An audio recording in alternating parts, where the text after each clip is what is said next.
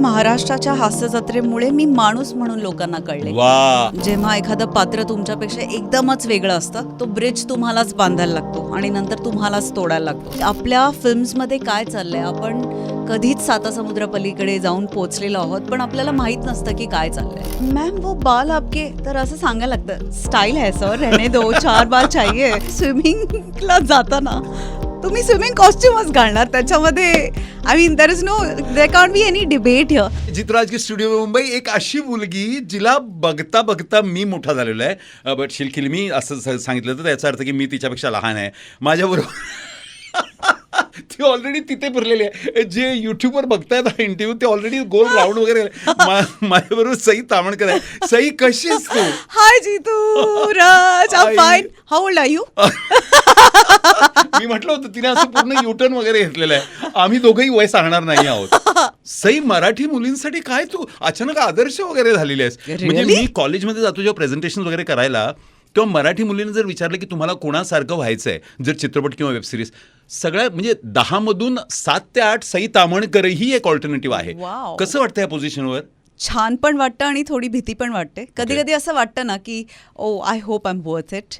तर but it feels amazing. आणि मला असं वाटतं की येस, मी काही गोष्टी रिप्रेझेंट करते हे मला माहिती आहे, पण आम्हाला सईसारखं व्हायचं आहे हे दिस इज रिअली ओव्हरवेल्मिंग. मला फार बरं वाटतं. इनफॅक्ट मला माहित नाही संपूर्ण महाराष्ट्रामध्ये आणि विश्वामध्ये जो हा इंटरव्ह्यू बघतायत सई तामणकर आणि जितूराजचा, तुमच्यामधून किती लोकांना तिच्या काही पर्सनल गोष्टी माहिती आहे ज्या मी आज तिला विचारणार आहे. कारण माझ्या स्टुडिओमध्ये तुंबाडची मंजुळा आहे की नाही हे माहित नाही. हे आता सांगू नाही शकत ना त्यांना चित्रपट बघितल्या अगोदर. नाही. तर तुंबाडची मंजुळा, हा बोल. मंजुळा प्रियल आहे. अच्छा, ठीक आहे. ऐक, अच्छा मुंबई, मी काहीच सांगणार नाही आहे कारण मी हा इंटरव्ह्यू करताना चित्रपट पाहिलेला नाही आहे. ह्याच्यानंतर मी चित्रपट बघणार आहे. मला स्पेशल इन्व्हाइट आलेला आहे. चित्रपटाचं नाव मला फार आवडलं, तुंबाडची मंजुळा. कुणी सिलेक्ट केलं आणि हेच नाव असलं पाहिजे असं का निर्णय घेतला?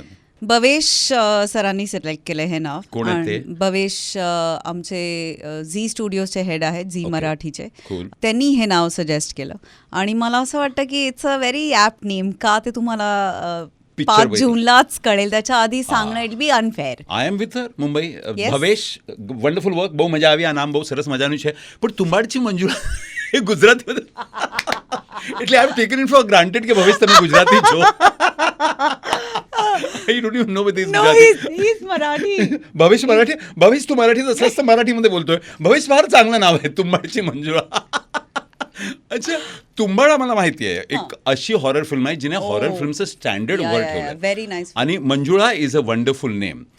पण आता ह्याच्यामध्ये पिक्चर सस्पेन्स आहे. आम्हाला कळते ट्रेलर बघून की हॉरर वगैरे असणार आहे. It's a horror comedy. It's a horror comedy. तर चित्रपटातल्या आतल्या काही अशा गोष्टी ज्या फक्त तुला माहिती आहेत, आम्हाला माहिती नाही आहेत, पण ज्या चित्रपट पाहण्या अगोदर आम्ही ऐकल्या तर चालतील, तर अशी 1-2 वस्तू कोणत्या असतील? We've got some insanely mad talented people. Jitendra Joshi, Makarand Anaspure, त्याच्यानंतर आपला उषा नाडकर्णी, त्याच्यानंतर आपला रील अथर्व आहे त्याच्यामध्ये. येस, अथर्व रुके आहे त्याच्यामध्ये. आपण उषा नाडकर्णी बोललो, जितेंद्र जोशी बोललो, Anshuman Vichare, lot of people. Plus we have some actors who are from Konkan. तिकडचे स्थानिक ॲक्टर्स पण ह्याच्यामध्ये आहेत. सो बहुत मजा आने वाला है. धमाल आहे. ट्रेलर बघितल्याच्या नंतर डोकं काम करत नाहीये. म्हणजे असं वाटतं की आत्ता जाऊन चित्रपट पाहिलं पाहिजे. पण सई तामणकर ही व्यक्ती जी आहे त्या व्यक्तीने मराठी, हिंदी, सिरीज, OTT सर्वांमध्ये असं रामसेतू बांधलेलं आहे. तर सर्वात कम्फर्टेबल कॅमेऱ्यासमोर केव्हा असतेस तू? जेव्हा OTT करतेस तेव्हा, ॲड करतेस तेव्हा, किंवा असं एखादं शूट करतेस तेव्हा? मराठी, हिंदी चित्रपट केव्हा? कॅमेरा समोर. हो, कॅमेरा समोर कॅमेरा समोर कुठे डझंट मॅटर. कॅमेरा समोर कम्फर्टेबल असते. Cool. आणि ऑफ कॅमेरा जास्त कम्फर्टेबल असते. अच्छा, सध्या ज्यांना माहित नाही, तिने फार सुंदर पोशाख घातलेला. माझी अशी सवय आहे, जे स्टार्स येतात त्यांचे कपडे, त्यांचे हेअरस्टाईल वगैरे मी सगळ्यांना सांगतो केअरफुली बघा. तर तिने कानामध्ये इतक्या सुंदर इयरिंग्स घातले आहेत. इनफॅक्ट आमचे जे कॅमेरामॅन होते त्यांनी असा प्रश्न विचारला की कदाचित त्याचा आवाज वगैरे येईल, पण आम्ही चेक करतो तो आवाज येत नाहीये. बट यु नो त्यांच्या पण चेहऱ्यावरती असं एकूण होतं, आवाज येतोय पण छान पण दिसतंय. आम्ही म्हणजे आमची मारामारी झाली जवळजवळ शूटिंगच्या अगोदर. काढायचे नाही आहेत ते, ठेवायचे आहेत. सर्व मुलींना सांगा कुठून, म्हणजे as boys also we should know आमच्या गर्लफ्रेंडला. कधी कधी असं होतं ना की मॅम वो बाल आपके, तर असं सांगायला लागतं, स्टाईल है सर, रहने दो, 4 बाल चाहिए. कुठून घेतले हे कानातली इयरिंग? यांना इयरिंग्सच म्हणायचे ना? भाड्याचे. विचारला मी हा भलताच प्रश्न. No so generally for promotions एवढे कपडे रोज कुठून आणणार ना, Of course. हा एक प्रश्न आहे. आणि आमच्यासारखी लोक कपडे रिपीट करत नाहीत अपॅरेंटली. तर मी तर जितूराज व्हेरी ऑनेस्टली मी अशा कपड्यांमध्ये असते when I am not in front of the camera. Right. तर मला फार डेकअप व्हायला when I am not working अजिबात आवडत नाही. बरोबर. So whenever I have to be nicely dressed, Neha Chaudhary comes to my rescue आणि she sources this for me. So Neha, compliments to you. बघा गुड बघा, जॉब. मराठी चित्रपट सृष्टीतल्या इतिहासामधली पहिली मुलगी जिने बिनधास्तपणे बिकिनी घातली. तर मी हे विचारणार नाही की तू काय घातलीस तेव्हा काय झालं वगैरे. मम्मी पप्पांना काय वाटलं जेव्हा विवाद झाला याच्याबद्दल की मराठी चित्रसृष्टीतली मुलगी पहिल्यांदा बिकिनी घालणार आहे पडद्यावर? ऑनेस्टली विवाद झालाच नाही. I Okay. वॉज एक्सपेक्टिंग विवाद, पण it was so nicely received and welcome Wonderful. की इट वॉज अनबिलिव्हेबल. Cool. आणि my father was in merchant navy. तरी आमच्या घरी खूप असं मोकळं ढाकळं वातावरण असायचं. आणि त्यांचं पण असंच होतं की स्विमिंगचं म्हणजे स्विमिंगला जाताना तुम्ही स्विमिंग कॉस्ट्युमच घालणार, त्याच्यामध्ये I mean there is no there can't be any debate here. तर मी तरी असं त्याच्याकडे पाहिलं नाही की ओ बिकनी वगैरे. तर आय एम ग्लॅड की लोकांनी ते छान रिसीव्ह केलं, इवन मीडियानी ते चांगलं रिसीव्ह केलं. Right right. आणि फार रागावलेली मुलगी आहे बरं का ती. म्हणजे तू केव्हा केव्हा मला असं, माझ्या शोचं नाव मुंबई की आवाज आहे रेडिओवर. Okay. मी केव्हा केव्हा मुंबईबद्दल बोलताना फार इमोशनल वगैरे होतो. Sure. जशी तू झाली होतीस. मला वाटतं कोणत्या तरी अवॉर्ड फंक्शनमध्ये आपल्या मराठी कलाकारांना मागे बसायला लावलं होतं आणि हो. दुसऱ्या कलाकारांना हो. यू वॉन्ट टू, म्हणजे सर्व विद्यार्थ्यांनी आणि आजकालचे जे हिरो हिरोईन्स आहेत अपकमिंग, त्यांना हे इन्स्पिरेशनल आहे. तुला सांगायचं शॉर्टमध्ये काय होता तो किस्सा? काही अवॉर्ड फंक्शन्समध्ये मी पाहिलंय की आपलेच लोक जी फ्रिटर्निटीमध्ये खूप नाव त्यांनी कमावलं आहे, दे बीन हिअर. आणि किंवा तुमच्या पण हिरोईन्स ज्या आहेत त्या मागे बसलेल्या असतात आणि कोणीतरी येऊन you know it's not a complaint, but मला असं वाटतं की इक्वल रिस्पेक्ट मिळाला पाहिजे. I'm with you. आणि मला असंही वाटतं की क्रेडिट आणि appreciation due where it's needed required. Cool. तर मला असं वाटतं की ते कोणी हिरावून घेतलं नाही पाहिजे. नाही पाहिजे. आणि मला असंही वाटतं की जर का आपल्याच लोकांनी आपल्या लोकांना रिस्पेक्ट नाही दिला तर how do you expect other people to respect you, Wow. असं मला ऑनेस्टली वाटतं. तर Wow. एवढीच एक माफक अपेक्षा आहे. त्याच्यामध्ये कोणाबद्दल राग किंवा कोणाबद्दल काही वाईट असं अजिबात नाही आहे. इट्स जस्ट दॅट हम अपने पेरेंट्स को ही बोले की हॅलो इधर है आपकी बेटी, इधर ध्यान दो. You know it's like that. बरं वाटतं ऐकून की कुणीतरी एक सांगली मधली वाढलेली मुलगी मुंबईच्या ग्लॅमर इंडस्ट्रीमध्ये मोठी झालेली आणि संपूर्ण महाराष्ट्र आणि हिंदुस्थानासाठी प्रेरणा स्त्रोत होते आहे. नाही केव्हा केव्हा ती, सॉरी मला माहीत नाही सांगलीतल्या मुली कशा असतात, तर मी आपला एक मुंबईकर म्हणून असा आढावा घेतोय की एक सांगलीतली कबड्डी क्वीन, कबड्डी खेळणारी, मग मुंबईमध्ये येते, पुण्यामध्ये जाते, मराठी चित्रपट वगैरे करते. तर केव्हा केव्हा त्या सांगलीतली साधी अशी हरवलेली मुलगी वाटते का की सांगलीतल्या मुलीही अशा आहेत? हॅलो जितूराज, आम्ही बिंदास्तच आहोत. मला माहीत नाही. ओके, सांगलीतल्या मुलींनो करेक्ट करा मी चुकत असेल तर. सांगली असो, मुंबई असो, सातारा असतो, मुली भारीच असतात. आ, पहिली गोष्ट okay. तर. आणि मला असं वाटत नाही की your geographical defines how you are or who you are. तर मला असं वाटतं की I have been how I am. म्हणजे ते फॉर्च्युनेटली ते चेंज नाही झालं आहे, कारण I have a lot of people जे मला लगेच जमिनीवर आणतात. त्याच्यामुळे माझा कोर नाही ऑल्टर झाला आहे. वा. आणि I have always been a confident person असं मला वाटतं. म्हणजे जेव्हा मी सांगलीत होते, कॉलेजमध्ये होते तेव्हापासून. तर काय नाही, सार हेच आहे की पोरी भारी असतात. ओ येस, आमच्या पोरी लय भारी. आणि महाराष्ट्राच्या हास्याचं, म्हणजे मला केव्हा केव्हा असं पर्सनली वाटतं, मी महाराष्ट्राच्या हास्याचं जवळजवळ सर्व कलाकारांना ओळखतो, इन्क्लुडिंग यू, प्रसाद साहेबांना पण. तर मला नेहमी असं वाटतं की प्रसाद आणि तुझ्यामुळे महाराष्ट्राच्या हास्य जत्रेला एक वेगळा वळण, एक वेगळी रंगत येते. तर तुम्ही महाराष्ट्राच्या हास्य जत्रा करताना तुम्हाला कसं वाटतं सगळ्या कलाकारांना जेव्हा तुम्ही ती साथ देता, प्रतिसाद देता? हो, इट्स आवर होम नाव. आणि तिथे नाही गेलो 2-3 आठवडे तर आम्हाला चैन पडत नाही.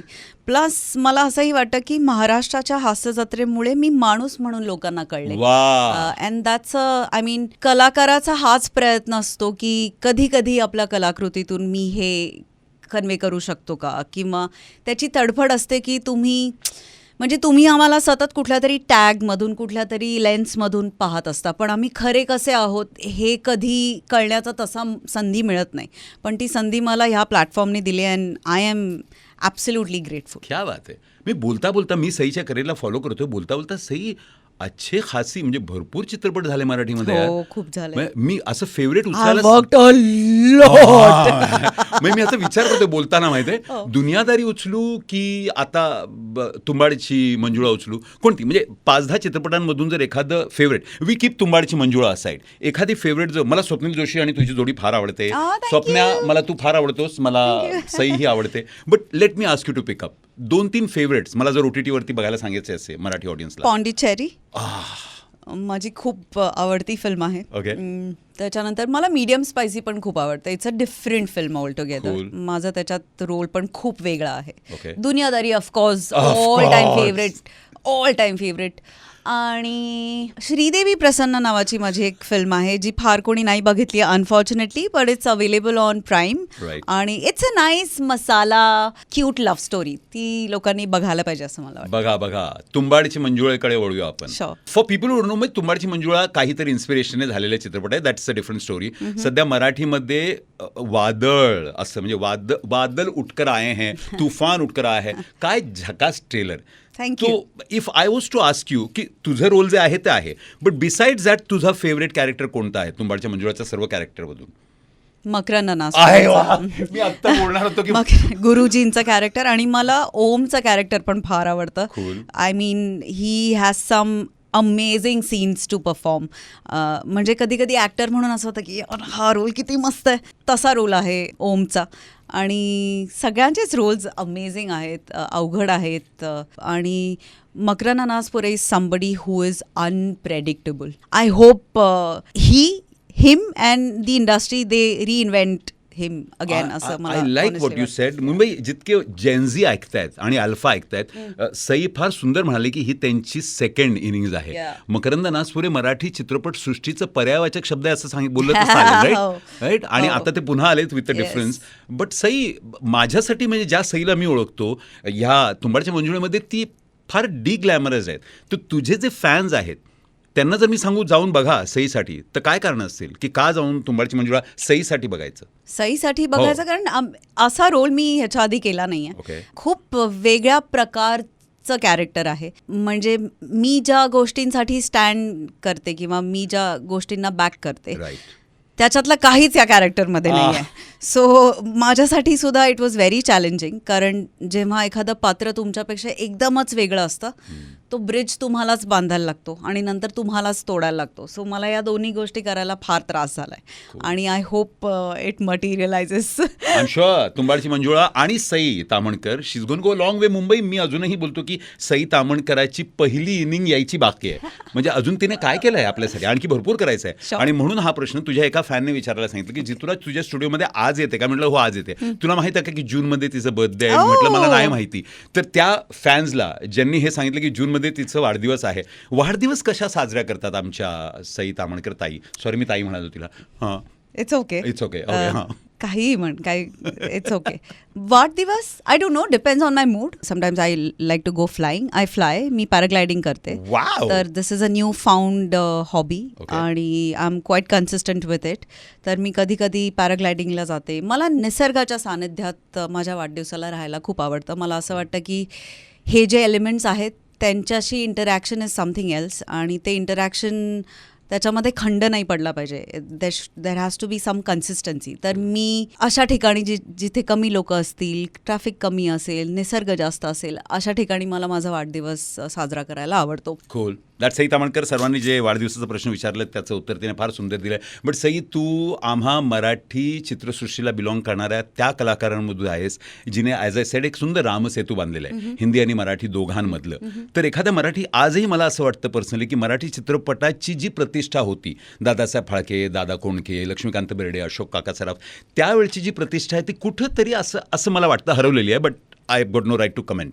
तुला काय वाटतं की मराठी चित्रसृष्टीची ती प्रतिष्ठा गेलेली आहे का? प्रतिष्ठा नाही गेली but times have change definitely. म्हणजे आज लक्षा मामांसाठी अशोक काकांसाठी लोक तिकीटं घेऊन थिएटरमध्ये जायचे. आज लोकांकडे खूप ॲव्हेन्यूज ऑप्शन्स अवेलेबल आहेत. Right. त्यामुळे आमच्या पिढीतलं असं कोणी नाहीये ज्यांच्यासाठी लोक तिकीट काढून येतील नाही गं, अनफॉर्च्युनेटली. हे मला आवडलेलं नाही नाही. मला मी I am Okay. Being very I brutally agree to her. Honest. मी मान्य नाही करत आहे. मी सईसाठी जाणार थिएटरला. नाही लोक जातात. I am not Okay. Saying लोक जात Cool. नाहीत पण तो जो मॅडनेस होता ना Right. तो आता नाहीये. म्हणजे आधीचे पण सिनेमे 6-6 महिने थिएटरमध्ये असायचे, Right. तसं आता नाहीये. Things have changed, times have changed. मला असं वाटतं की आता अटेन्शन स्पॅन पण कमी झालेला आहे, आपले ऑप्शन्स पण वाढलेले आहेत. त्यामुळे unless you are a part of something Grand. Big and grand, people don't come to watch films in theatre.